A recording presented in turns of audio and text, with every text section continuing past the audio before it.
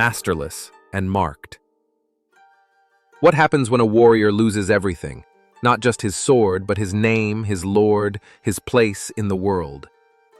In Edo-period Japan, to be a samurai was to belong to a rigid social structure, a code of loyalty, honor, and service.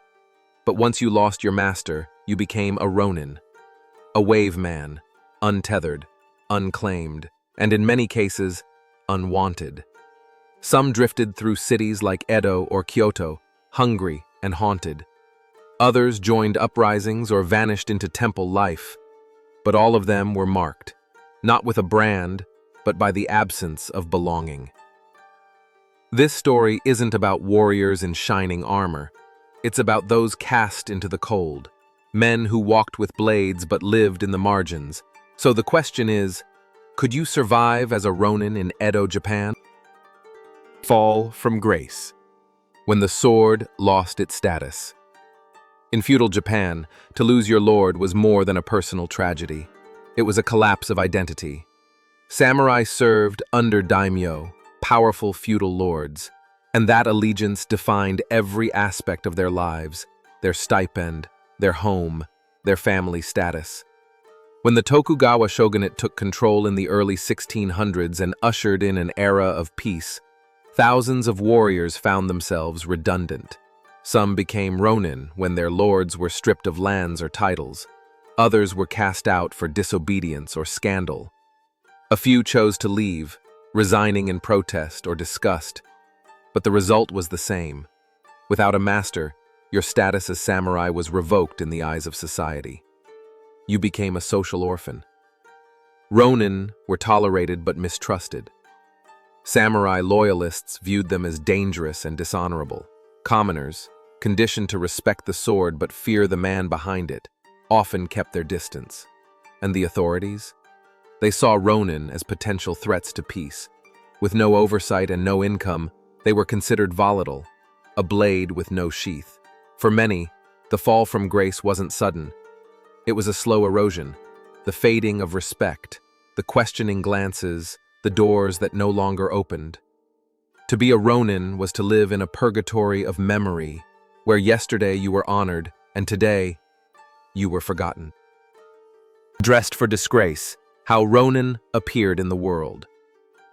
In a society where clothing reflected class, the appearance of a Ronin told its own silent story. The meticulously maintained armor of a clan samurai gave way to patched kimono, worn sandals, and frayed sashes. Some Ronin still carried their daisho, the long and short swords that marked their former rank, but it was often ceremonial. For many, the swords were the last possessions of value they hadn't yet sold. Without a lord's stipend, Ronin could not afford the latest silks or well-made garments. They often wore what they could salvage or retailor. Their clothes became functional, layered for warmth, less for presentation. Those who found odd jobs might dress slightly better, blending in with the merchant class, but most retained an air of loss. In the cities, Ronin stood out. There was a disheveled dignity about them, warriors wrapped in humility and cold. Some grew their hair long and unkempt, signaling a break from tradition. Others shaved their heads partially and wore monk robes, hoping to escape notice or start anew. But even in disguise, their posture gave them away, the way they walked, the way they watched. Once trained for war, their eyes were never still. Hunger over honor, daily life in the shadows. Without land or income, the daily life of a Ronin became a balancing act of survival. Food, once provided by a clan's kitchens or earned through service, now had to be scavenged or paid for through whatever means possible. A typical meal might be a bowl of millet or rice gruel, a sliver of pickled radish, and water from a public well. To make ends meet, Ronin took on whatever work they could find. Some became teachers, imparting martial knowledge to merchant sons or local village militias. Others served as bodyguards, though few trusted them enough to pay regularly. A few turned to crime, extortion, theft, or hired violence, not because they wanted to, but because starvation left little choice. The lucky ones found patrons, A merchant might sponsor a Ronin in exchange for protection or prestige. A temple might offer food and shelter for labor, but these arrangements were rare and often short-lived. One 17th century record describes a Ronin sleeping in a cemetery outside Edo, using his kimono as a blanket, his swords laid beside him more for memory than use.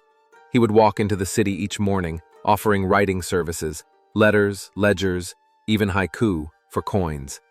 To be a Ronin wasn't just to be hungry, it was to be unseen. Fighting for coin or cause, Ronin on the edge. Some Ronin clung to the blade. If society wouldn't give them a place, they would carve one with steel. Mercenary work became common in unstable areas. Ronin guarded trade caravans, settled disputes for money, or entered tournaments where combat was still honored. In more radical circles, they joined secret societies or revolutionary movements. The most famous Ronin story, of course, is that of the 47 Ronin, former retainers of Lord Asano who waited over a year to avenge his forced suicide. Their calculated attack on Kira Yoshinaka became a folk legend, symbolizing loyalty and justice. But for most Ronin, there was no glory, only dirty work, hired killings, street fights, acts of desperation. In some cases, their actions prompted shogunal crackdowns. Towns were warned not to hire masterless samurai. Scrolls were issued listing known Ronin suspected of organizing dissent. Some tried to hold on to Bushido, the way of the warrior, but it was difficult when your next meal depended on violence. The edge of a sword no longer served honor, it served hunger, pride, or rage. Underwatch. Ronin versus Tokugawa law. The Tokugawa regime valued peace above all. With war no longer defining the era, the bureaucracy grew, and so did suspicion. Ronin, lacking formal supervision, were seen as unpredictable. Some towns required Ronin to register with local magistrates. Others banned them outright. Carrying swords without a clear master was considered suspicious. Traveling without purpose could lead to arrest. Some domains employed spies to track Ronin movements, particularly in regions with a history of revolt. Legal records from the 1600s and 1700s show multiple cases of Ronin accused of inciting rebellion or theft, even when evidence was thin. Without clan backing, Ronin had no one to vouch for their innocence. Trials were quick, punishments severe. To survive as a Ronin meant not only evading poverty, but also avoiding the eye of the law. Even the most disciplined former samurai lived with the constant threat of interrogation or execution. Alone in the crowd, shame, solitude, and spirit beyond hunger and law was the deeper wound: isolation. In a society built on networks, family, clan, class, Ronin were cut adrift. Many fell into despair. Some turned to alcohol or gambling. Others disappeared into the anonymity of temples where they could meditate or labor without question. Poetry and personal writings from Ronin of the time hint at deep internal struggles. One fragment reads, "No lord, no land, no legacy. Only the wind recognizes me." The shame was generational. Children of Ronin bore the stain of disgrace, often denied apprenticeships or marriage. Some Ronin changed their names or fabricated identities just to restart their lives. Yet a few found purpose. The hardship refined them. Their detachment gave them perspective. Some became wandering philosophers, ascetics, or even martial arts legends. They lived not for honor, but for understanding. Rare redemption, those who rose again. Redemption was rare, but not impossible. Some Ronin were recalled by former allies, proving themselves in minor battles or through clever diplomacy. Others gained the attention of lords who needed new blood. Yamamoto Kansuke, for example, began as a Ronin with a limp and poor eyesight. But his tactical genius caught the eye of Takeda Shingen, and he became one of the most revered strategists of his era. A few Ronin became teachers, founding their own schools of swordsmanship or philosophy. Through teaching, they reclaimed a kind of honor, transmitting knowledge rather than enforcing it. Redemption didn't erase the past, but for those few who rose again, It proved that identity in Edo Japan wasn't entirely fixed. Even castaways could build new ships. Would you have survived? Could you have endured it? The loss of station, the hunger, the silence. In today's world, freedom is often idealized. But in Edo, Japan, freedom came with a price: shame, suspicion, and the constant fight for dignity. Some Ronin survived. A few even thrived. But most disappeared into history's margins, names lost, stories scattered.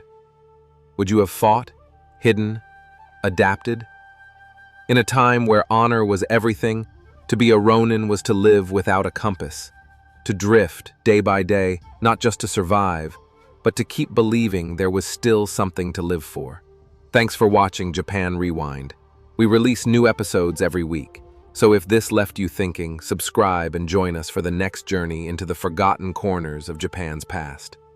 And in the comments, tell us, would you have survived as a Ronin in Edo, Japan?